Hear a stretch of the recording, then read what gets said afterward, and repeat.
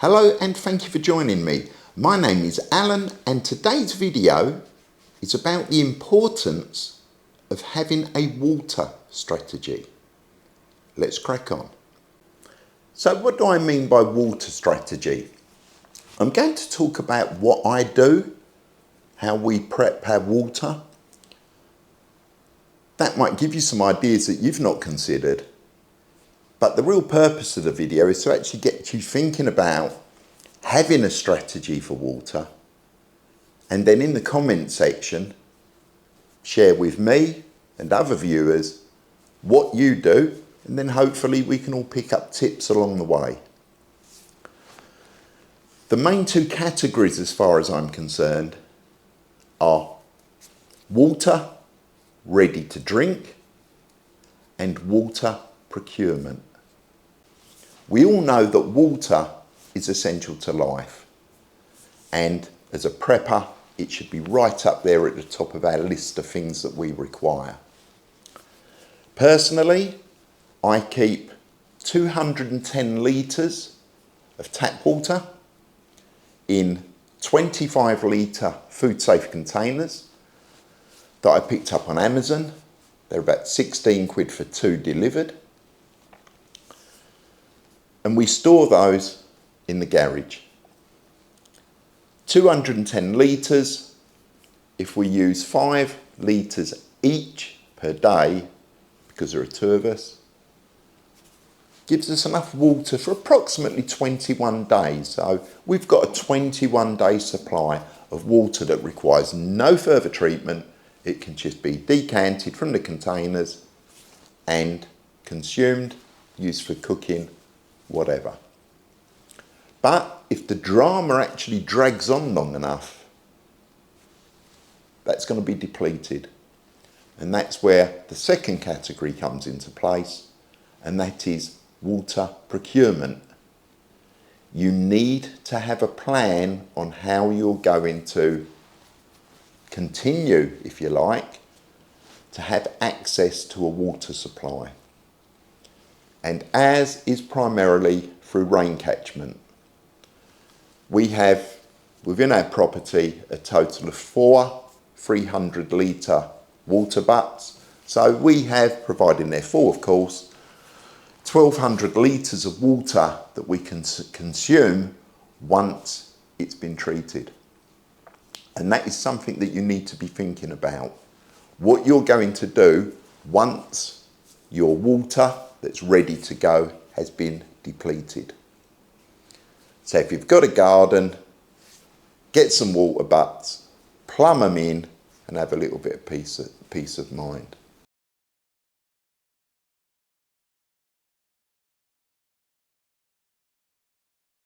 Another option that's there is to use a tarp. And I'm not talking about you going and, using your DD 3x3 or your poncho or anything like that, because they're more expensive and you might have other uses for those. But the cheap builder's tarps, these sort of things, cheap as chips. It's 3 metres by 3 metres. It's got metal grommets around the edges, so it enables you to actually erect that.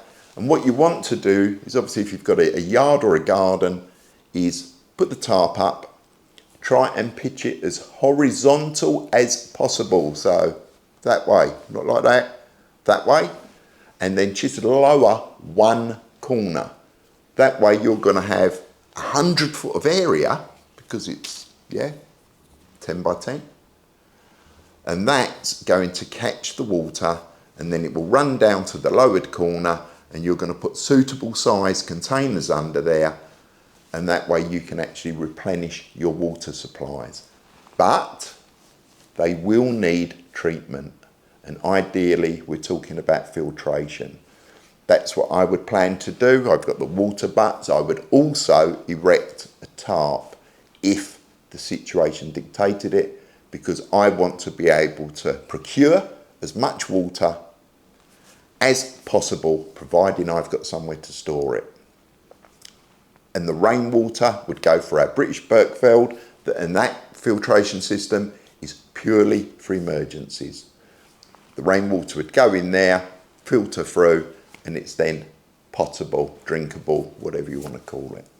So that is my main strategy, having adequate water stored that's ready to go and having a system or systems in place for procurement. Now we know that water's heavy and it is bulky, so also think about having some smaller containers, perhaps 2.5 litres to 5 litres, that you can then transfer the water from your larger containers into the smaller ones, just so that it's for ease of use. It's much easier for you, your partner, your kids, whatever, to be able to move around, and it will reduce the possibility of you pouring it over the floor and potentially wasting an extremely important asset, I suppose you could call it. What I bought is a siphon pump. It was less than £7 delivered on Amazon.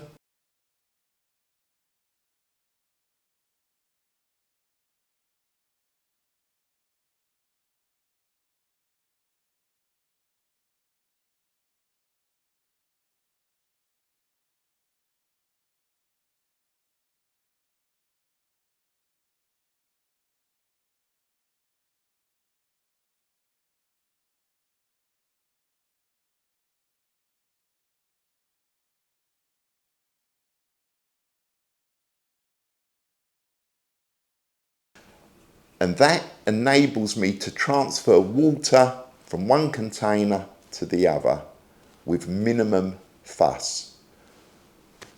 Caveats: the container that holds the water has to be higher than the container that you're transferring it to. You could, of course, just cut a piece of your garden hose pipe off, stick it in your water container, put it in your mouth, suck on it until you get water, and then place that in a container, and that will do the same thing. But the siphon pump, in my opinion, is easier, especially if you're perhaps elderly or you have asthma, something like that. It's just a lot easier to do a few pumps and let it work. And for the cost of it, it's peanuts. And whilst we're talking about cost, you might also, if you've got the money, consider getting a few spare ones and even some spare tarps. From a charitable point of view, if the situation has got that bad that we're having to rely on rain catchment to sustain us, then your neighbours are going to be in dire need as well. And perhaps if you could give them a tarp and a siphon pump, or just the tarp and some instructions on what to do with it, you're going to be able to help them out, and then they may be able to help you out, even if it's just watching your back if things get really bad. So that is pretty much it. It is short and sweet. A water strategy, having adequate water that is ready to consume, ready to drink, and think about a method of procuring water as you start to deplete your water stocks. Please hit the comment section and share. I want to know what your strategy is. And by sticking that in the comments, we're going to help other people. As they say, every day is a school day. If you find this content useful, give us one of them. Consider subscribing and have a lovely bank holiday weekend. See you soon.